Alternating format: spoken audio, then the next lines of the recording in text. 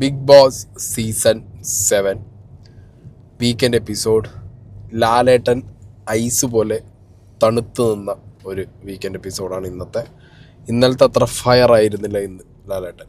പിന്നെ ഇന്നത്തെ എപ്പിസോഡിൽ എന്തൊക്കെയോ ജമ്പും ചർക്കൊക്കെ ഉള്ള പോലെ എനിക്ക് ഫീൽ ചെയ്തു. അതായത് ആ വേദലക്ഷ്മി ബാക്കിൽ നിന്ന് പോയിരുന്ന് നടന്നു വരുന്ന പോർഷനെ എന്തോ കട്ട് ചെയ്ത് ഒട്ടിച്ച പോലെ ഒരു ഫീലിങ്. അത് കഴിഞ്ഞൊരു പോർഷനകത്ത് ലാലേട്ടൻ ഒരു എന്തോ സംഗതി സ്കിപ്പ് ചെയ്ത് വന്ന് സംസാരിക്കുന്ന പോലെ അങ്ങനത്തെ ഒരു അൺകംപ്ലീറ്റഡ് ഫീലിംഗ് എനിക്ക് പേഴ്സണലി ഇന്നത്തെ എപ്പിസോഡ് തന്നിട്ടുണ്ടായിരുന്നു.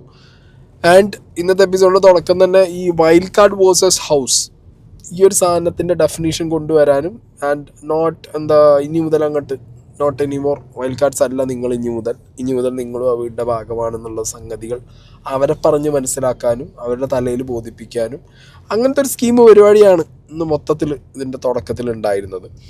ആൻഡ് വേദലക്ഷ്മിക്ക് ഇന്ന് കുറേ സ്ക്രീൻ സ്പേസ് കിട്ടിയിട്ടുണ്ട്.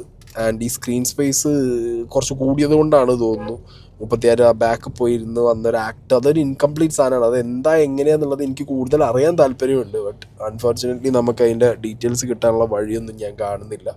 ബട്ട് വാട്ട് ഐ ഫീൽ ഭയങ്കര അറഗൻ്റാണ് ഇവരെല്ലാവരും ടുവേർഡ്സ് ലാലേട്ടൻ. നമ്മൾ ഇത്രയും 6 സീസൺ നമ്മൾ ബിഗ് ബോസ് കണ്ടു. ഈ സീസണിലുള്ള കണ്ടസ്റ്റൻസ് എന്ന് പറഞ്ഞു കഴിഞ്ഞാൽ they are very disrespectful, very arrogant.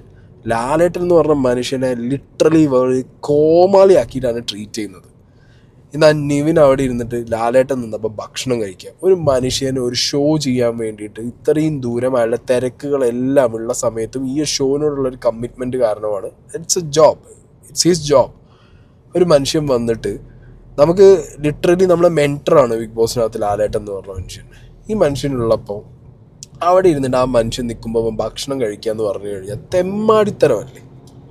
തെമ്മാടിത്തരമല്ലേ കാണിക്കുന്നത്.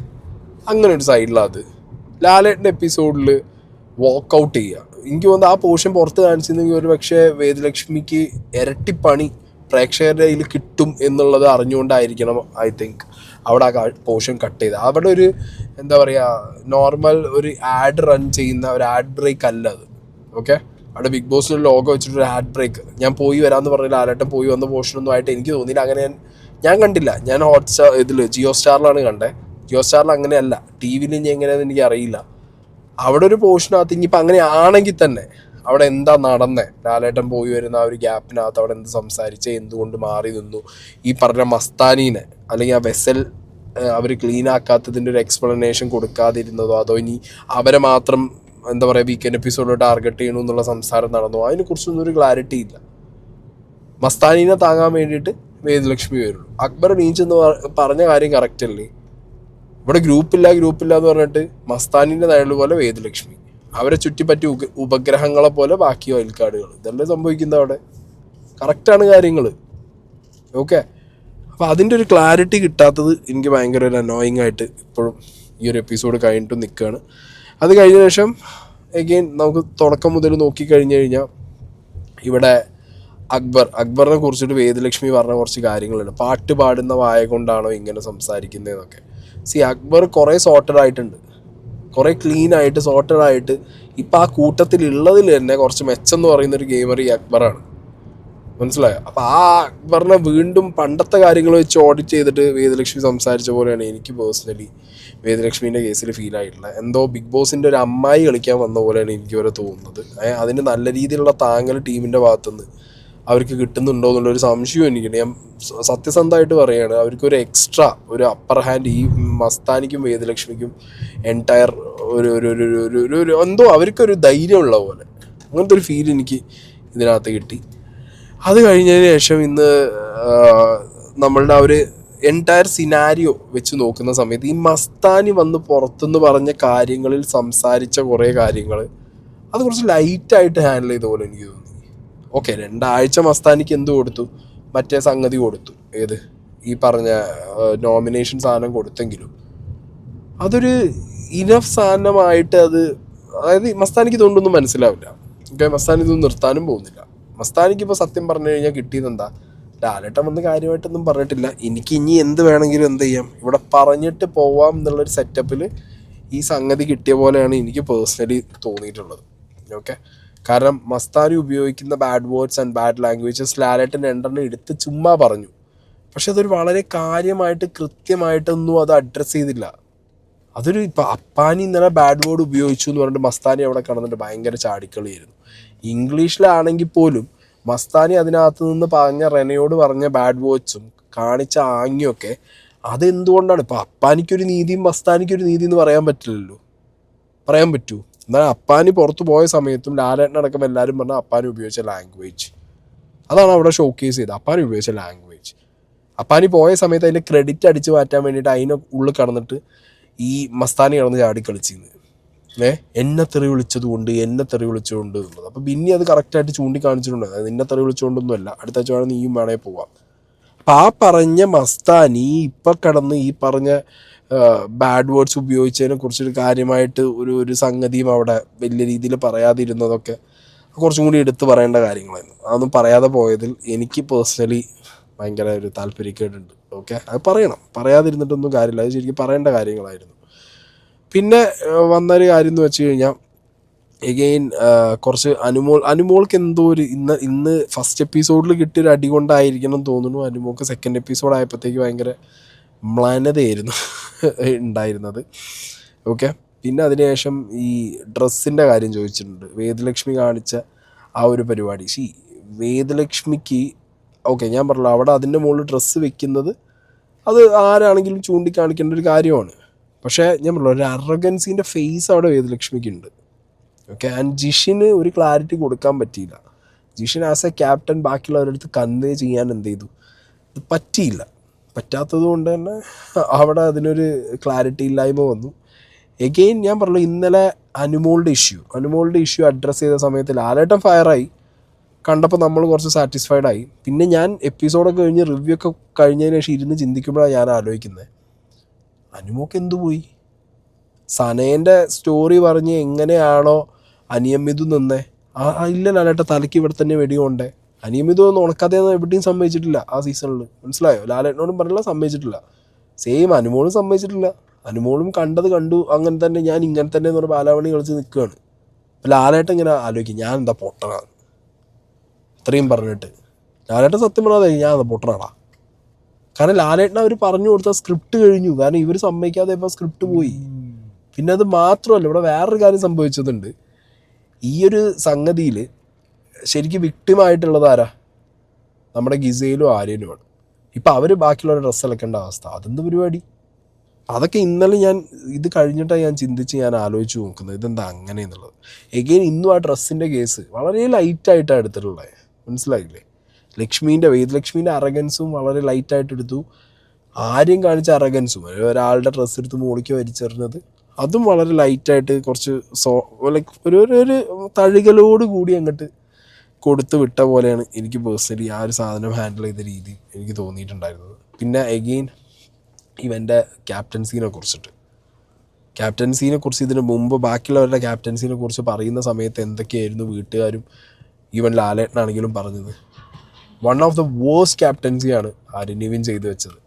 ആ ക്യാപ്റ്റൻസീൻ്റെ സമയത്താണ് എല്ലാ ഇങ്ങനത്തെ കാര്യങ്ങളും കഴിഞ്ഞ ആഴ്ച ആ വീട്ടിൽ നടന്നത്, ഇത്രയും ഡിസ്കസ് ചെയ്യാൻ മാത്രമുള്ള കാര്യങ്ങൾ നടന്നത്. എന്നിട്ട് പോലും ആ ക്യാപ്റ്റൻസീനെ ഒട്ടും ഒന്നും പറയാതെ, ലിറ്ററലി ഒന്നും പറയാതെ, ജസ്റ്റ് ആരൊക്കെ ക്യാപ്റ്റൻസീൻ്റെ ഇതിലുണ്ട് അങ്ങനെ ഒരു വളരെ ലൈറ്റ് ടോക്കായിട്ട് എടുത്തിട്ട് ആ ക്യാപ്റ്റൻസീൻ്റെ കാര്യം പറഞ്ഞിട്ട് എന്ത് ചെയ്തു, എഗെയിൻ അത് സ്കിപ്പ് ചെയ്ത് കളഞ്ഞു. അതൊക്കെ വളരെ റെലവൻ്റ് ആയിട്ടുള്ളൊരു പോയിൻ്റായിരുന്നു. അതൊന്നും അതിലേക്കൊന്നും വലിയ രീതിയിലുള്ളൊരു എന്താ പറയുക ചൂഴ്ന്ന് ചെല്ലൽ നടന്നിട്ടില്ല എന്നുള്ളതാണ് എനിക്ക് പേഴ്സണലി ഫീൽ ചെയ്തിട്ടുള്ളത്. ഓക്കെ, പിന്നെ ഈ ഷാനവാസ് ഉണ്ടായിരുന്നെങ്കിൽ ഒരു പക്ഷേ ഷാനവാസിൻ്റെ ചീത്തവിളിയും തെറിവിളിയും കുറച്ചൊരു സീനായിരുന്നു. അച്ഛനെയും വീട്ടുകാരെയും പറയുന്ന സാധനമൊക്കെ കുറച്ചും കൂടി അധികം ഡിസ്കസ് ചെയ്യേണ്ട ഒരു ഐറ്റമായിരുന്നു. ബട്ട് അൺഫോർച്ചുനേറ്റ്ലി ആ സാധനം ഇല്ലാത്തത് കൊണ്ട് തന്നെ ഷാനവാസ് എസ്കേപ്പ് ആയി എന്നുള്ളത് പിന്നെ ഷാനവാസ് ലാസ്റ്റ് അവിടെ പറയുന്നുണ്ടായിരുന്നു. റെനയ്ക്കും കുറേ പറയാനുണ്ടായിരുന്നു. ബട്ട് മസ്താനി സീന് വന്നപ്പോൾ റെനി ഇല്ലാത്തത് കൊണ്ട് അവിടുന്ന് മസ്താനിയും കുറച്ചധികം സ്കിപ്പായിട്ട് പോയിട്ടുണ്ടായിരുന്നു.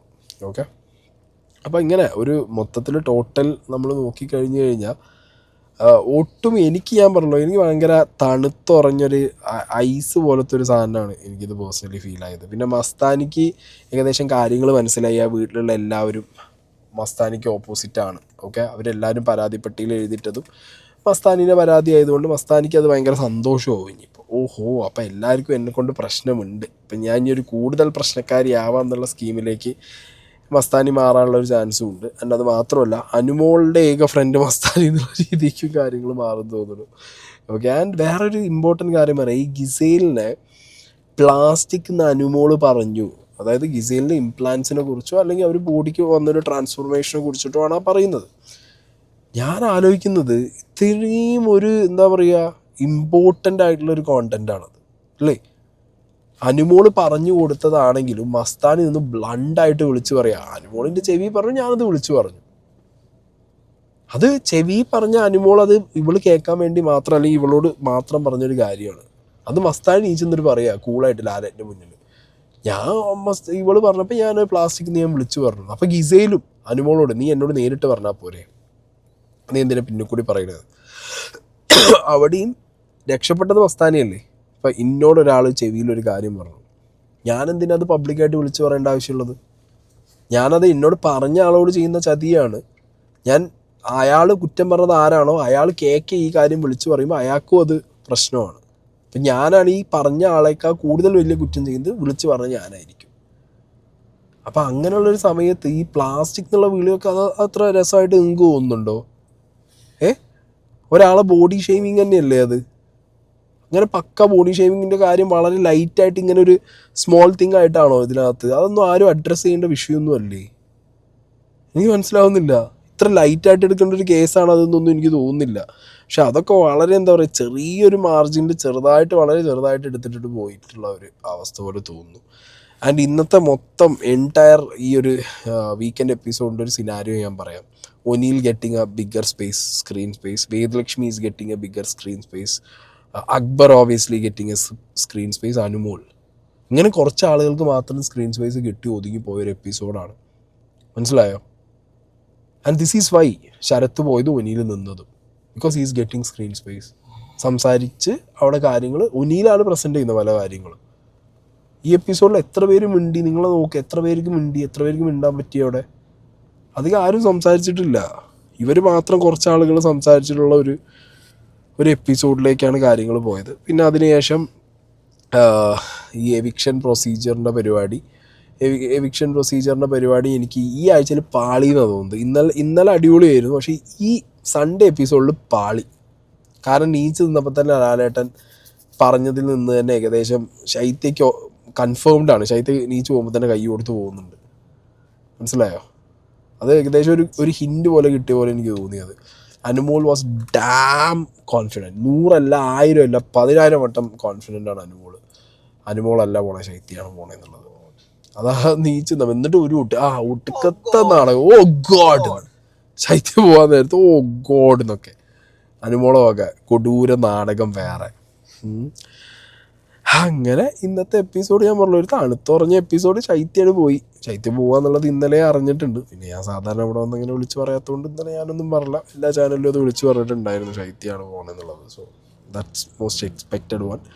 പിന്നെ അതിനുശേഷം അനീഷിൻ്റെ ഗെയിമിനെ കുറിച്ചും നമ്മളെങ്ങനെ ഗെയിം ഇനി മുന്നോട്ട് കളിക്കണം എന്നുള്ളതിനെക്കുറിച്ചും നോറ ആദിലയോട് പറഞ്ഞ് മനസ്സിലാക്കി കൊടുക്കുന്നുണ്ട്.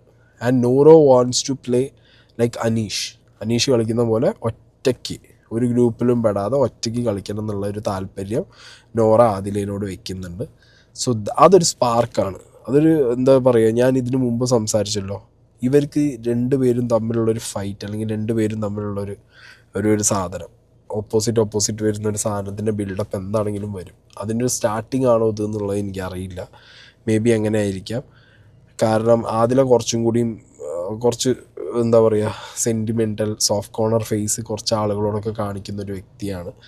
സോ അതുകൊണ്ടായിരിക്കണം മേ ബി നൂറ പറയുന്നത് നീ അങ്ങനെ കാണിച്ചൊക്കെ ഇവിടെ നിന്നോ, ഞാൻ എന്താണെന്നുണ്ടെങ്കിൽ ആ പരിപാടിക്കില്ല, ഞാൻ ഒറ്റയ്ക്ക് കളിക്കാൻ പോകണം, എനിക്ക് അനീഷൻ്റെ ഗെയിം ഇഷ്ടമാണെന്നുള്ളൊരു സ്കീമിൽ കാര്യങ്ങൾ ആര് പറയുന്നുണ്ട്. നൂറ അവിടെ ആദിലയോട് പറയുന്നതായിട്ട് ബാക്കിൽ വെച്ചോ കണ്ടിട്ടുണ്ട്. പിന്നെ ഈ പറഞ്ഞ പോലെ അങ്ങനെ വന്നു കഴിഞ്ഞാൽ അങ്ങനെ ഒരു ഗെയിം വന്നു കഴിഞ്ഞാൽ അത് രസമായിരിക്കും. അങ്ങനെ രണ്ട് ഇൻഡിവിജ്വലായിട്ട്. അതോ ഇനി ഇവരെ ഒന്നിപ്പിക്കുമെന്നും എനിക്കറിയില്ല കേട്ടോ.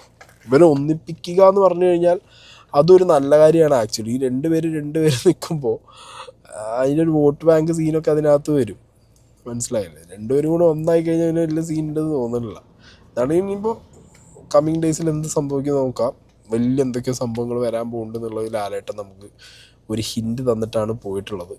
പിന്നെ ഇതിനിടയിൽ ഇനിയിപ്പോൾ പ്രീവിയസ് ആയിട്ടുള്ള സീസണിലുള്ള ആരെങ്കിലുമൊക്കെ പോയി കയറിക്കഴിഞ്ഞാൽ നമുക്ക് കാണാനൊക്കെ പറ്റും. അത് ഏത് രീതിയിലാണ് അത് പ്ലേസ് ചെയ്ത് പോകണമെന്നുള്ളതൊക്കെ നമുക്ക് എന്താണെങ്കിലും കണ്ടറിയണം. അതെങ്ങനെയാണ് ഇവർ പ്ലേസ് ചെയ്യാൻ പോകണമെന്നുള്ളത്. ഓക്കെ, അപ്പോൾ ഇനി ആ വീട്ടിൽ മെയിനായിട്ട് കോൺസെൻട്രേറ്റ് ചെയ്ത് വരാൻ പോകുന്ന കുറച്ച് കാര്യങ്ങൾ എന്ന് പറയുമ്പോൾ അക്ബർ വേഴ്സസ് മസ്താനി. കാരണം മസ്താനിക്ക് ഇപ്പോൾ മനസ്സിലായി അപ്പാനി ശരത്ത് പോയി, ഇനി ആരെ ടാർഗറ്റ് ചെയ്യണം. ഓബിയസ്ലി അത് അക്ബറിനെ തന്നെ ആയിരിക്കും. കാരണം ഈ 2 സാറ്റർഡേ സൺഡേ എപ്പിസോഡ് കഴിഞ്ഞപ്പോഴത്തേക്കും മസ്താനിക്ക് മനസ്സിലായിട്ടുണ്ടാവും ഇനി അവിടുത്തെ ഒരു പവർഫുൾ കണ്ടസ്റ്റൻ്റ് ഈസ് ഓൾവേസ് അക്ബറാണ്. സോ ഇനി അക്ബറിനെതിരെ പോവാം. അനുമോൾ ഒരു സ്ട്രോങ് കണ്ടസ്റ്റൻ്റാണ്. പക്ഷേ അനുമോൾ എന്ത് ചെയ്യാം, ഏഷണിയും പരദൂഷണവും പറഞ്ഞ് മറ്റേ ശകുനിപ്പണി എടുത്തിട്ട് ഒപ്പം വയ്ക്കാം. ഓക്കെ, അപ്പോൾ ഒരു ടോപ്പ് കണ്ടസ്റ്റൻസിനെ വോട്ടിംഗ് ഉള്ള, കാരണം പുറത്തുനിന്ന് ഗെയിം കണ്ട് വരുമ്പോൾ തന്നെ PR എത്രത്തോളം ഉണ്ടെന്നും എത്രത്തോളം ഒരു സപ്പോർട്ട് ഉണ്ട് എന്നുള്ളത് മസ്താനിക്ക് മനസ്സിലാവുമല്ലോ. സോ മസ്താനി അനുമോളെ കയ്യിൽ വയ്ക്കും. ഓക്കെ, ഈ കോഴി അടയിരിക്കണ പോലെ മസ്താനി അനുമോളെ മൂട്ടിൽ വെച്ച് അതിൻ്റെ മുകളിൽ കയറിയിരിക്കും. എന്നിട്ട് അക്ബറിനെ പോയി കൊത്തും. അതായിരിക്കും മിക്കവാറും നടക്കാൻ പോണ പരിപാടി എന്ന് എനിക്ക് തോന്നുന്നു വരും ആഴ്ചകളിൽ. ലെറ്റ് സി അക്ബർ അതെങ്ങനെ നേരിടും, അല്ലെങ്കിൽ ബാക്കി പരിപാടികൾ എങ്ങനെ നടക്കണം. പ്രമോ ഒന്നും എനിക്കറിയാൻ പാടില്ല, ഞങ്ങൾ പ്രമോ കണ്ടിട്ടില്ല. ടി വിയിലല്ലാത്തതുകൊണ്ടല്ലേ പ്രമോ കാണാൻ വഴിയില്ല. ഹോട്ട്സ്റ്റാറിൽ പ്രമോ വന്നിട്ടുണ്ടായിരുന്നില്ല. അപ്പോൾ ഓക്കെ ഗൈസ്, തണുത്തുറഞ്ഞ് ഇന്നത്തെ എപ്പിസോഡ് തീർന്നിരിക്കുകയാണ്. ഞാനും ഷീനിതനാണ്, പാലക്കാട് ഒരു ഫംഗ്ഷന് പോയി വന്നതാണ്. And I hope you all guys like the cameo behind. മനുഷ്യൻ ഇപ്പോൾ സൈഡായിട്ടുണ്ട്. ഓക്കെ, അപ്പോൾ okay guys, bye. Mister Coke cameo സൈഡായോ? നീച്ചോ? നീച്ചിട്ടുണ്ട്. യാ, അപ്പോൾ ഓക്കെ, ബൈ.